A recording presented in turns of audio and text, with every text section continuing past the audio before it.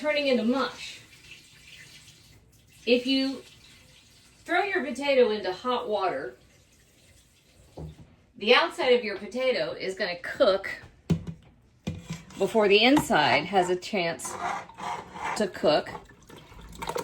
And you're dealing with two different starches here, so that causes a problem.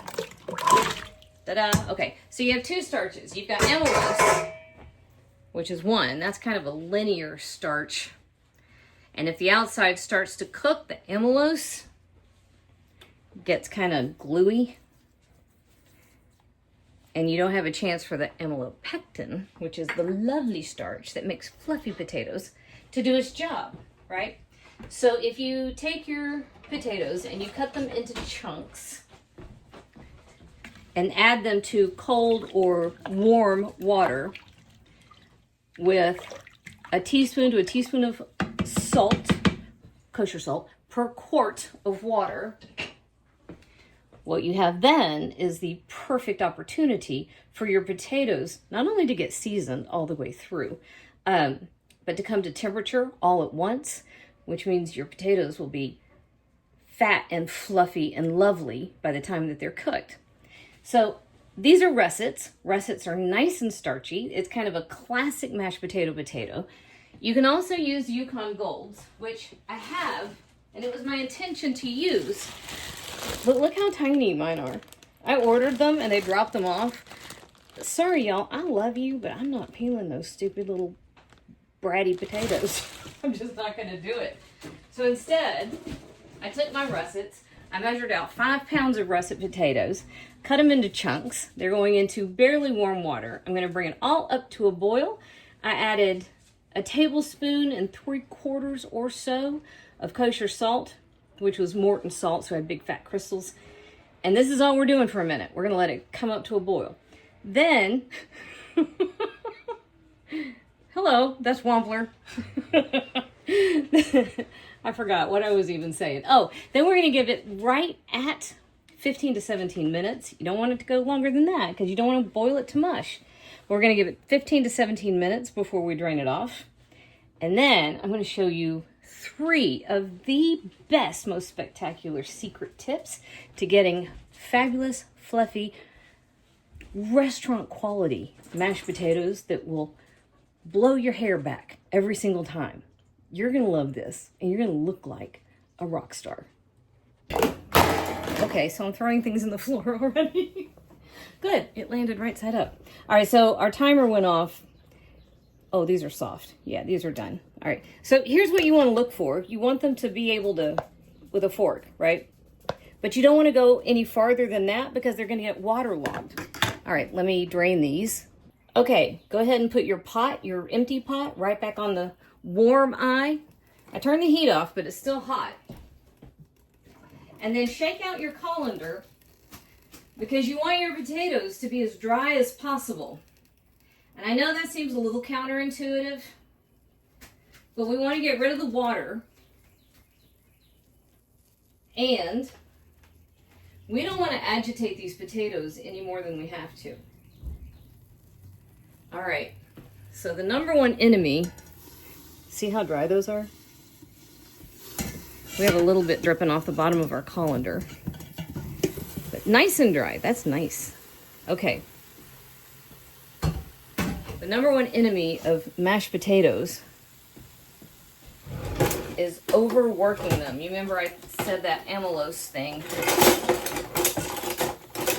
That is what gets mashed potatoes gluey, is when you overwork them. That linear starch, pardon my reach, that linear starch starts to break out and line up, and that's what makes them sticky. All right, we're going to go in here with about a teaspoon and a half, maybe a touch more. You want golf clubs? No, I want the bag. You want the bag for swords? Okay, yes. I don't know who they belong to, but okay. We have a set of golf clubs that have been in the basement since before we moved in. All right, so a teaspoon and a half maybe of kosher salt. That's Morton's. It's got a big grain. And then I have an 8-ounce package of Kerrygold butter. Now, this is also important. This is one of those order of operations matter situations.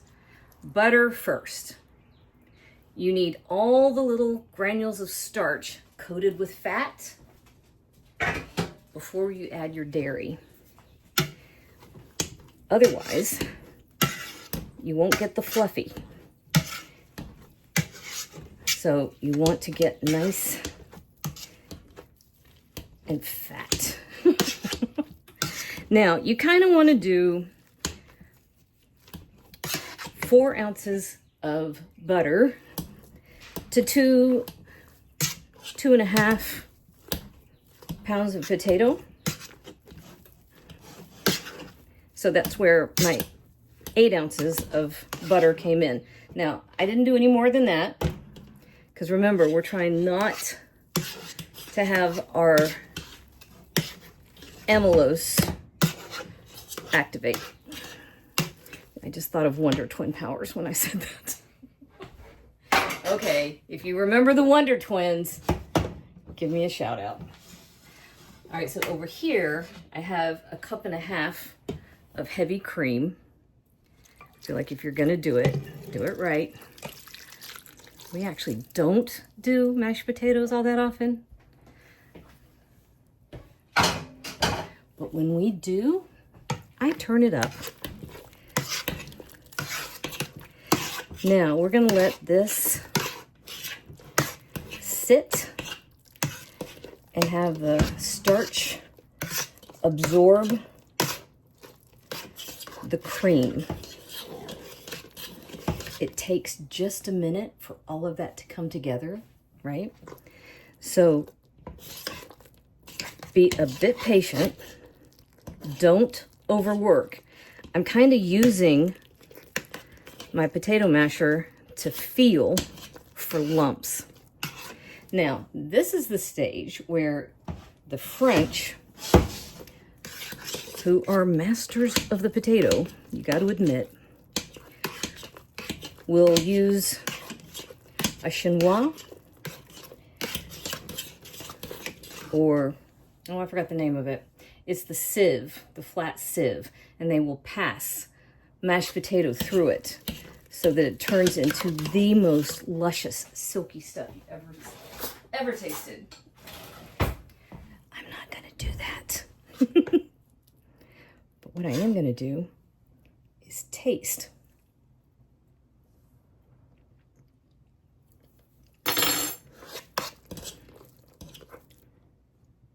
Sometimes I even shock myself. Okay. That's near perfection, I have to admit.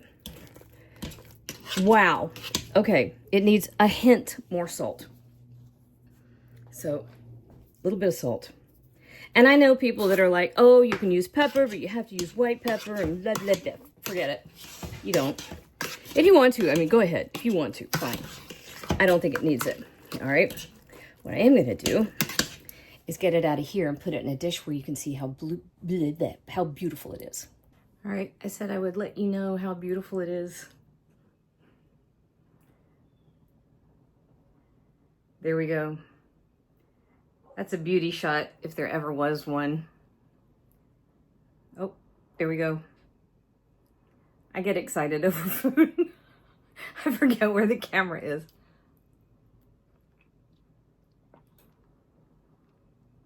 You can't get better than that.